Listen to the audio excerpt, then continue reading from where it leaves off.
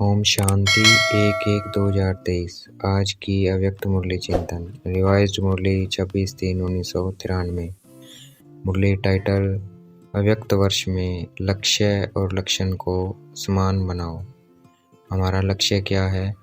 साकारी सो आकारी और आकारी सो निराकारी। लक्ष्य और लक्षण को समान किसके बनाना है? बाप समान बनाना है। और उसको नेचुरल समान बाप समान बनाने का आधार है निरंकारी बनना। अहंकार का मुख्य कारण क्या है? हमें अहंकार क्यों आता है? देहभान उसका मुख्य कारण है। देहभान का विस्तार है। किसी की देह को देखकर आकर्षण होना, ये भी देह अभिमान है। दूसरा देह अभिमान क्या है? संस्कार, बुद्धि, गुण, कोई कलाएं, कोई शक्ति विशेष है, उसका अहंकार होना, नशा होना, रोग होना, ये भी सूक्ष्म देह अभिमान है।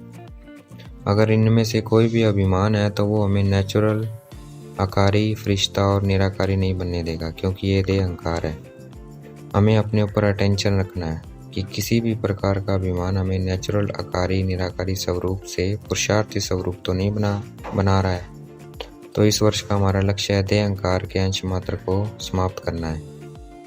कई बार हम क्लास भी करते हैं, सेवा भी करते हैं, जॉब भी करते हैं, परंतु फिर भी जैसे खुशी होनी चाहिए वैसी खुशी नहीं होती है। उसका कारण है सूक्ष्म अभिमान। सूक्ष्म अभिमान के स्वरूप का अंश, सूक्ष्म अभिमान के स्वरूप का अंश। इसलिए कोई काम में दिल नहीं लगती, वैराग्य आता है, उदासी फील होती है, या फिर सोचेंगे एकांत के स्थान पर चले जाएं, या फिर सोचेंगे सो जाएं, रेस्ट कर लें, या फिर परिवार से थोड़ा टाइम किनारा कर लें। जब हम निरंकारी बन जाएंगे तो आकारी और निराकारी स्थिति से नीचे आने का दिल नहीं करेगा। उसी में ही लवलीन अनुभव करेंगे, क्योंकि ये हमारी ओरिजिनल अनादि निराकारी स्टेज है। अहंकार आने का कारण है मैं। जब भी मेरा आए तो अपने ओरिजिनल निराकारी स्वरूप को सामने लेकर आना है। फिर लक्ष्य और लक्षण समान हुआ ही पड़ा है। फिर हम लक्ष्य और लक्षण को आराम से अचीव कर लेंगे, दोनों समान हो जाएंगे। आगे बाबा ने कहा कर्म संबंध के स्वरूप से संबंध में आना है। संबंध को बंधन में नहीं लाना है। कर्म संबंध मतलब कर्म अर्थ संबंध में जाना है। लेकिन अगर कर्म नहीं है, अगर वैसे ही हम जा रहे हैं, तो वो क्या है? बाबा कहते हैं वो बंधन है। बंधन में नहीं लाना है। देह अभिमान में आना अर्थात कर्म बंधन में आना। हमें देह से संबंध रखना है, परंतु उसके बंधनों में नहीं आना है। देह से संबंध कैसे रखना है? भाई ये देह काम करवा रही है, मैं इस देह द्वारा ये कर्म कर रहा हूँ, मैं आँख के द्वारा देख रहा हूँ, मुख द्वारा बोल रहा हूँ। तो देह से संबंध रखना है, परंतु उसके बंधन में नहीं आना है। बंधन में कैसे आना है? कि देह के लिए जाना कहीं पे भी, वो नहीं करना है। हमें कर्म संबंध में जाना है, कर्म अर्थ जाना है। तो वो क्या है? कर्म संबंध। तो हमें इस नए वर्ष पर निरंकारी, आकारी, फरिश्ता और निराकारी स्थिति में लक्ष्य और लक्षण को समान बनाना है। आगे बाबा ने कहा मानता की निशानी है निर्माणता। जितना निर्माण उतना सबके दिल में मान अपने आप ही बनेंगे। बिना निर्माणता के सबके मास्टर सुखदाता बन नहीं सकते हैं। निर्माणता निरंकारी आसानी से बना देती है जितना हम निर्माण होंगे। निर्माणता अर्थात मान शान की इच्छा ना रखना, वो क्या है? निर्माणता है।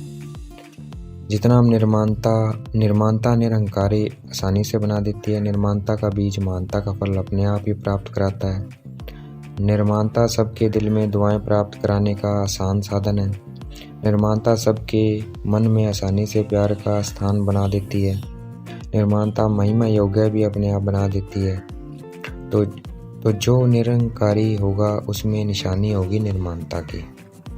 तो बाबा ने निशानी बताई है। निर्माणता की निशानी होगी जो निरंकारी होगा। अगर वो निर्माणता है उसमें, तो वो क्या है? निरंकारी है, उसमें अहंकार नहीं है। उसकी वृत्ति, दृष्टि, समन समर्क में निर्माणता होगी।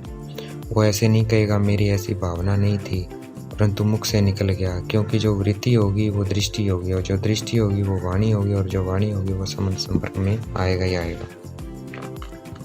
तो निर्माणता, दृष्टि, वृत्ति, वाणी और समन संपर्क चारों में चाहिए, नहीं तो अहंकार आने का मार्जिन है। जिसके चारों में निर्माणता है उसको फरिश्ता कहा जाएगा। प्रेजेंट टाइम, वर्तमान समय में सेवा की गति भी फास्ट चाहिए। उसकी विधि है वाणी के साथ साथ पहले अपनी स्थिति और स्थान के वाइब्रेशन पावरफुल बनाने हैं, फिर वाणी के साथ साथ वाइब्रेशन की ऐसी विधि बनानी है जो वाणी और वाइब्रेशन डबल काम करे, क्योंकि वाइब्रेशन बहुत समय रहता है और वाणी से सुना हुआ कभी कभी कईयों को भूल भी जाता है, लेकिन ज़्यादा समय वाइब्रेशन चलती है, वाइब्रेशन की छाप।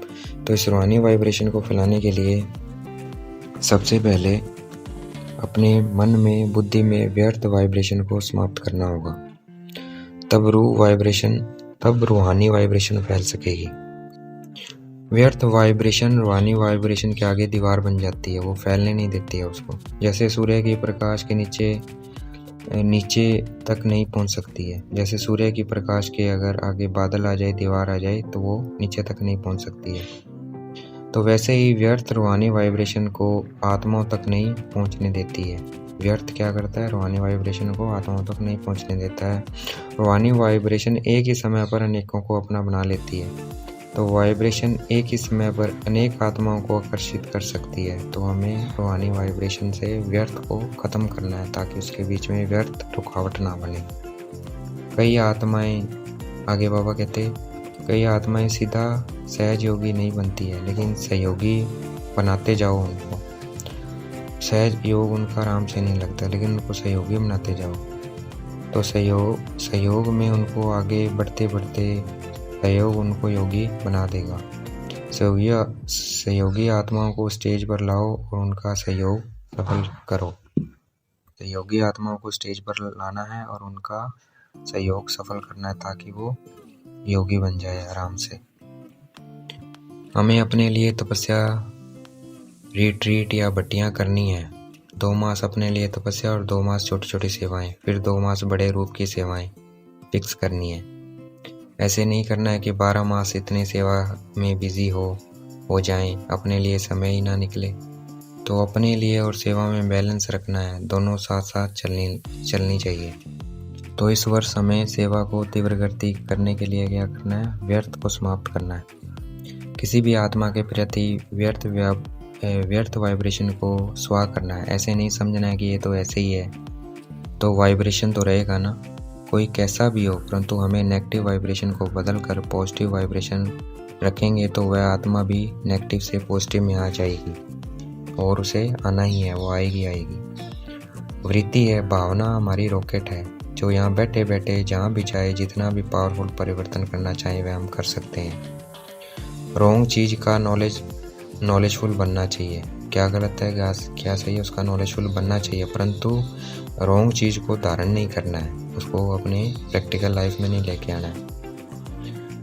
ज्ञान अर्थात समझदार उसको कहा जाएगा जिसको समझना भी आता है और मिटाना भी आता है, परिवर्तन करना भी आता है।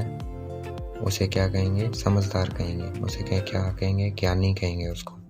तो हमें व्यर्थ का समाप्ति समारोह बनाना है, अर्थात स्वाह करना है, बिल्कुल क्लीन।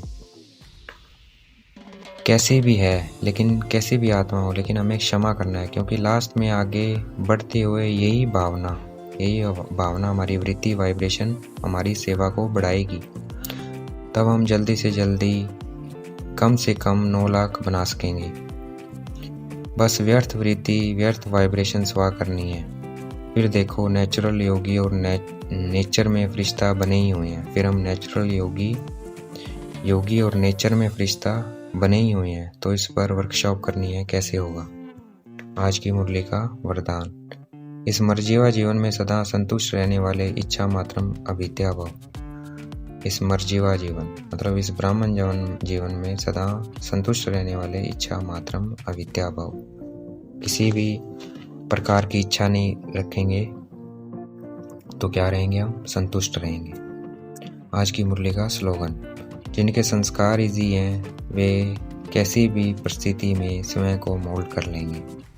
जिनके संस्कार इजी हैं वे किसी भी परिस्थिति में स्वयं को मोल्ड कर लेंगे। अच्छा, ओम शांति। शुक्रिया मीठे बाबा, शुक्रिया।